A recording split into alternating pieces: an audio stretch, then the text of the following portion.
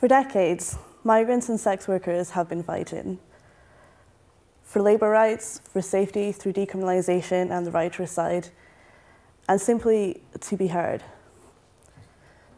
For sex workers, it's finally beginning to feel like that might happen. But for migrant sex workers like me, the situation is a little more nuanced. I'm a member of the Sex Worker Advocacy and Resistance Movement, an organisation led by sex workers nationwide campaigning for the rights and safety of everyone who sells sex. This is a pivotal time for us, because right now we are at a turning point for policy change on prostitution. Our current law in the UK forces outdoor sex workers into a cycle of criminalisation and indoor sex workers into working alone rather than together for safety.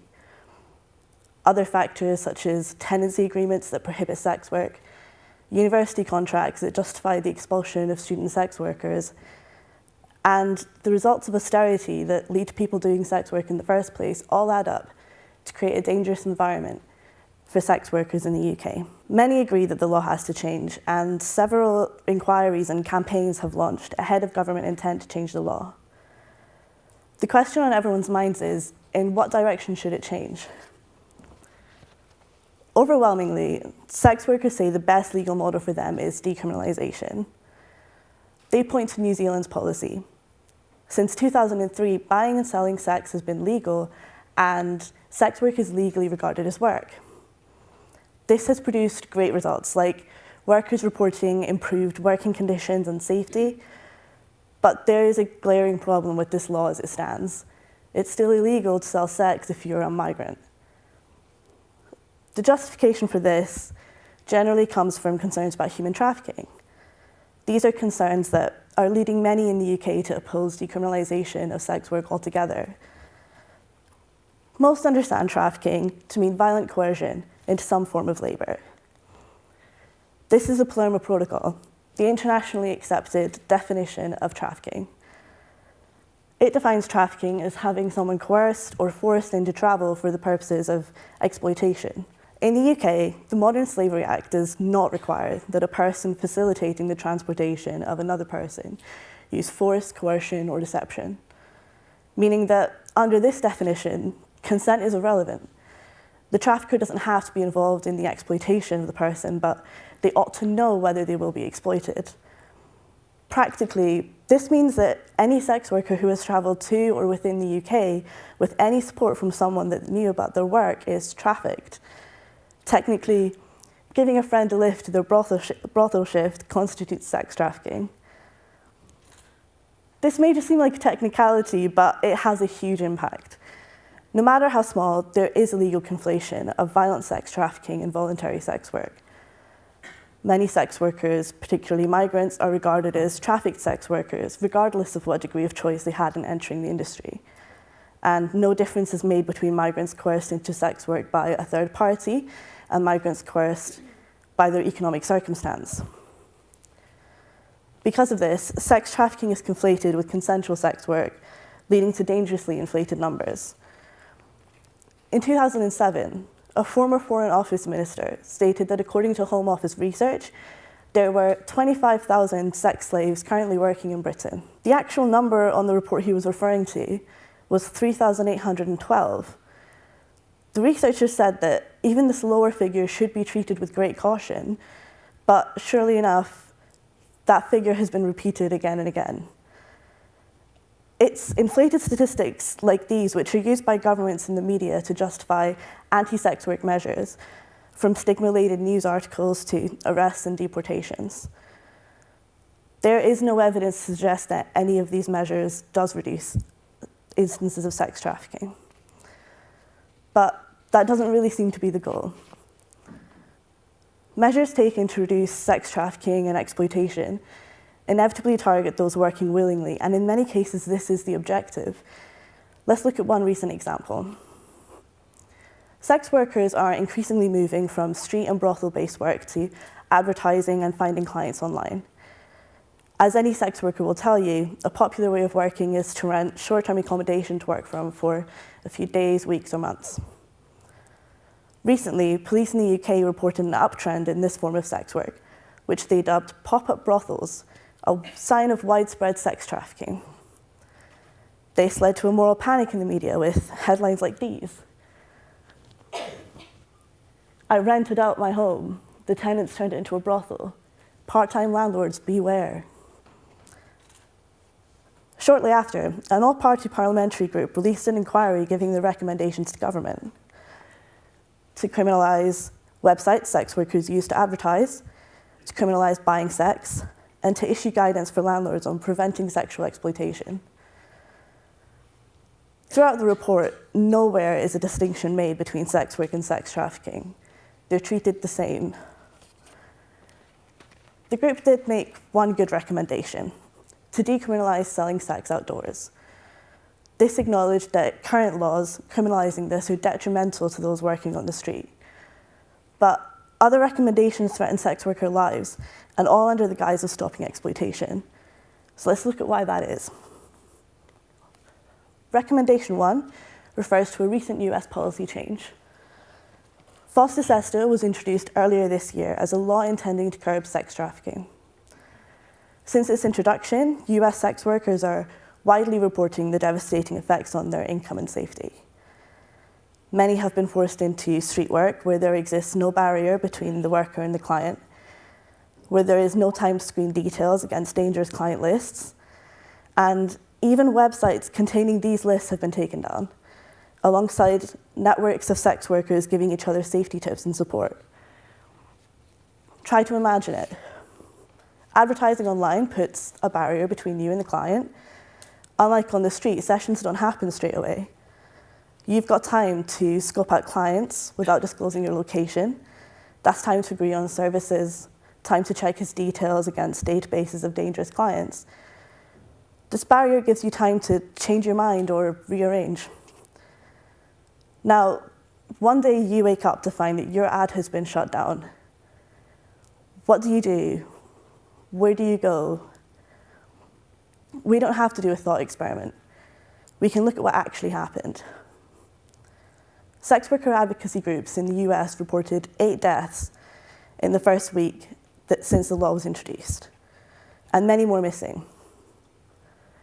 That was in the first week, and it's now been 36. Some have been able to claw back and build resources shared in private networks and in person, but not all sex workers have access to communities like those, and especially not new migrants. Recommendation 2 is referring to the criminalization of the client, known as the Nordic model.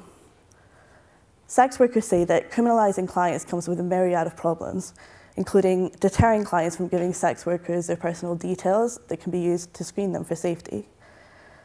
In every country that has taken this policy on, sex workers have reported a dramatic increase in violence. The Republic of Ireland introduced the law in 2017. Since then, reported incidences of violent crime have increased by 50%.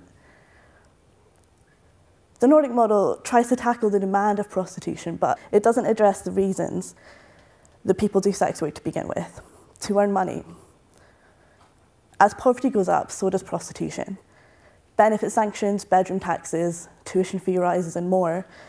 Criminalizing our clients or making it harder for us to find them doesn't address any of those issues. The Nordic model doesn't get rid of the sex industry. It makes it more dangerous. Recommendation 3 is about making life as a sex worker even tougher. There are already widespread reports of landlords evicting sex workers, especially a fear for migrants in the wake of the hostile environment policy. There have even been instances of sex workers who don't work from home being threatened with eviction. So what might this guidance for landlords look like? You might already be familiar with the call from members of the public to spot the signs of sex trafficking. Hotel and serviced apartment staff are encouraged to pay particular attention to female customers with foreign ID. Staff in sexual health clinics are being asked to collect data on sex workers and their whereabouts to hand to police. Student union staff are being asked to encourage their students to inform police about known buildings that sex workers might be working or living in. And on a corporate level, more and more businesses are being encouraged to attend anti-trafficking awareness courses where they are taught about the criteria identified by well-known anti-trafficking organizations. This criteria is often vague, defining signs of sex trafficking as lone females or groups of females living in a single residence with a lack of furnishing, with male visitors, or who appear to have a large income.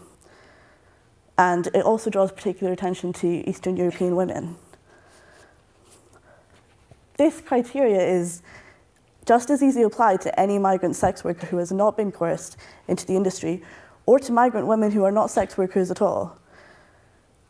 In the time of the government's hostile environment, these measures contribute to an atmosphere of suspicion and animosity in communities where many migrants already feel alienated and unsafe. So, what happens in the UK when trafficking is suspected? The main way that the Home Office attempts to crack down on sex trafficking is through brothel raids. The law defines a brothel as a residence from which 2 or more sex workers work, meaning that many of these raids take place in sex workers' own homes. Raids are terrifying and often humiliating experiences with harrowing effects. These so-called rescue missions involve sex workers having their phones and earnings seized, being handcuffed and dragged into the view of the media waiting outside, to being deported. Even in the cases that don't result in those consequences, raids often attract so much attention that sex workers can feel exposed and alienated from their communities. The largest anti-trafficking operation carried out by police forces in the country has come in 2 parts: Operation Pentameter in 2006 and Pentameter 2 in 2008. Data taken from the report produced by the UK Human Trafficking Centre revealed that from 822 raids, there were only 15 prosecutions for trafficking, and 2 of those were women originally rescued as sex trafficking victims. The Shadow Home Secretary warned that the 2012 Olympics would be a magnet for sex traffickers, yet again an expensive police crackdown yielded no trafficking victims. What it did manage to do was displace sex workers from their local boroughs, taking them away from both established safety networks and outreach services. A decade ago, a research project on sex workers in London found that 13% of female interviewees felt they had been subject to varying levels of exploitation, and only 6% felt that they had been deceived and forced into selling sex. Police raids are not a thing of the past. Devastating raids in Soho made headlines in 2013 and 2016, and raids in Swindon caught media attention in 2017. In 2018, the English Collective of Prostitutes were made aware of police raids being conducted in brothels across the UK under the guise of welfare checks. During these raids, police were seizing the identity documentation of sex workers they determined to be migrants. They refused to give them back unless the worker could produce a ticket back to their country of origin. Most sex workers, you could ask, will know someone that has been or have been themselves impacted by a raid. These don't always take place in brothels. Police have been known to raid premises that only one sex worker is working from, based purely on reports that prostitution is happening there. No distinction is made between concerns of human trafficking and instances of sex workers working of their own volition, leading to a widespread fear of law enforcement, particularly intensified for migrants. And there is a significant lack of material support for migrant sex workers who are coerced into sex work. They have little to no access to support to escape the industry, as there is no access route to public funds, poor access to asylum, and they're not applicable for legal aid or victim compensation. Most fearfully, being discovered, particularly in brothels, can lead to detention. Instead, they need to rely on groups like anti-trafficking NGOs that often move them from sex trafficking into what is essentially a different form of trafficking, like working in sweatshops for significantly less pay. The groups often shame and infantilize the women, punishing them if they don't wish to leave the sex industry altogether. Nowhere in the law is there anything set up to support trafficked persons once they are located, and this is also the case for trafficked people in industries other than the sex industry, who have nowhere to go once their employers are shut down and arrested.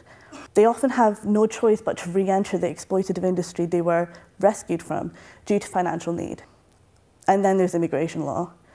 Sex work is not considered legitimate enough to render migrant sex workers eligible for residency or citizenship, leaving migrant sex workers in a state of limbo until they enter a socially acceptable industry, earning what the government deemed to be enough money.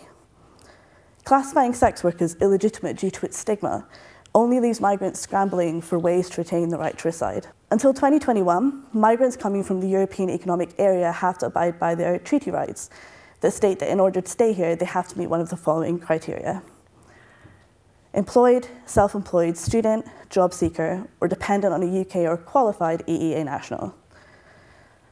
It is unclear whether sex work is considered legitimate income for the self-employed criteria. Many states don't see sex work as legitimate self-employment, meaning that deportation of EEA migrants is possible if they are found to be breaking their treaty rights. This means that sex workers are living in a constant state of fear. These aren't easy laws to navigate, and some migrant sex workers report not even having known that they were working illegally until they were served their deportation notice. For British sex workers is regarded as legitimate income, and workers are required to register with HMRC and pay tax. But even if they register as self-employed, there seems to be a different rule for migrants. With initiatives like Operation Nexus classifying sex work as a high harm form of criminal activity, but only for migrants, Eastern European sex workers in London banded together to speak out against this operation after many of them were served with deportation notices, including one woman in full-time education. Post-Brexit, all new EEA migrants to the UK will have to meet more stringent criteria, which regard sex work as entirely illegitimate, making the gap between the British and migrant sex workers even wider. So, decriminalization is necessary for the safety of sex workers, to allow sex workers to unionize, to allow sex workers to work together, to make reporting violence easier. Bringing the industry out of the shadows means that vulnerable people that enter sex work aren't left with criminal records preventing them from gaining further employment, and sex workers can access services like healthcare freely. It is ultimately the first stepping stone to a world that doesn't stigmatize sex work, acknowledges it as legitimate, and reaches out to vulnerable people in the industry without infantilizing them or sex workers as a whole.